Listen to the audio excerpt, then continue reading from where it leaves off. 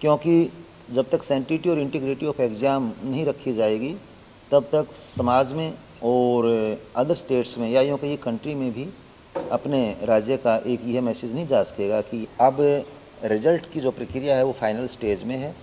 संभावना हो सकती है कि दूसरे सप्ताह जो मई का है उस तक हम रिजल्ट डिक्लेयर कर दें। पैसे फार्मूला हमने लागू कर दिया है। इसके साथ साथ जैसा कि इंटरनल असेसमेंट का प्रावधान एक रखा गया है जिसमें विद्यार्थियों को परीक्षा के दौरान एक साइकोलॉजिकल प्रेशर ना रहे। सर, नया शैक्षणिक सत्र शुरू हो चुका है शिक्षा बोर्ड की अगले शैक्षणिक सत्र को देखते हुए किस तरह की जो है वो नया कुछ करने जा रहे हैं? सबसे पहले तो मैं आप सभी पत्रकार छायाकार बंधुओं का धन्यवाद करना चाहूँगा जो हरियाणा विद्यालय शिक्षा बोर्ड के समय समय पर कवरेज आम पब्लिक तक और स्टूडेंट्स तक भिजवाते रहते हैं, जिससे न केवल हमें इसमें अपने विद्यार्थियों को और अभिभावकों को सूचना भेजने में सहूलियत होती है बल्कि अपडेटेड भी रहते हैं। अब आपने जैसा कि पूछा नए शिक्षा स्तर में क्या हम करने जा रहे हैं, सबसे पहले तो NEP 2020 के तहत जो त्रिभाषाई फार्मूला सजेस्ट किया गया है, हमने हरियाणा विद्यालय शिक्षा बोर्ड में भी 9th क्लास से संस्कृत, पंजाबी और उर्दू 3 भाषाओं का ऑप्शन विद्यार्थियों को दिया है और विद्यार्थी 3 में से कोई भी एक भाषा इनमें से चुनेंगे। इसके साथ साथ हिंदी और इंग्लिश उनकी कंपलसरी भाषाएं रहेंगी। तो त्रिभाषाई फार्मूला लागू किया गया है।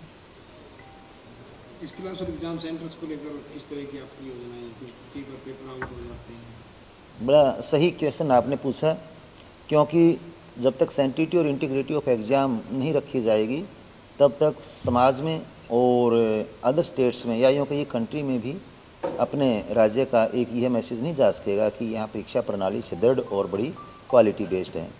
तो हमने इस बारे में भी जैसे माननीय मुख्यमंत्री महोदय से भी हमें गाइडलाइंस मिली हैं, क्योंकि इस बार कुछ थोड़ी संभावनाएं 1-2 केंद्रों पर ऐसी रही थी जहाँ ढील थी। उसके आधार पर हमने ये नया एक अपना सुझाव रखा है।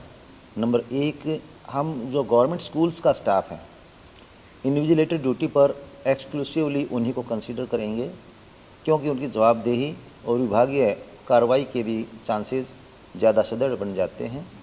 इसके अलावा सरकारी स्कूलों में ही परीक्षा केंद्र बनाए जाएंगे जहां पर CCTV और बाहर की आउटसाइड डिस्टर्बेंस वगैरह की कोई गुंजाइश ना हो, तो इस प्रकार का हम वहां प्रावधान रखेंगे। एक तो नतीजे जो आए हैं इस बार, जो नतीजे 10वीं और 12वीं के कब तक घोषित कर दिए जाएंगे सर? क्योंकि अगली देखिए, हमें आपको पहले से पता है इस बारे में कि जो 10वीं की परीक्षाएं थी और 12वीं की जो परीक्षाएं अपने हरियाणा विद्यालय शिक्षा बोर्ड की थी, ये फरवरी 2025 से शुरू होकर के मार्च 2025 तक चली हैं और इसमें लगभग 5 लाख से ऊपर परीक्षार्थी अपीयर हुए थे, जिनका परीक्षा उपरांत अंकन कार्य कंप्लीट हो चुका है और अब रिजल्ट की जो प्रक्रिया है वो फाइनल स्टेज में है।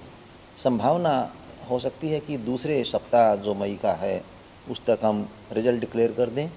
पहले सीनियर सेकेंडरी कक्षाओं का जो परीक्षा परिणाम है वो घोषित करने की कोशिश की जाएगी, ताकि विद्यार्थियों को नीट या JEE या दूसरे एडमिशन्स वगैरह में जैसे यूनिवर्सिटीज़ में अप्लाई करना होता है कोई दिक्कत ना हो।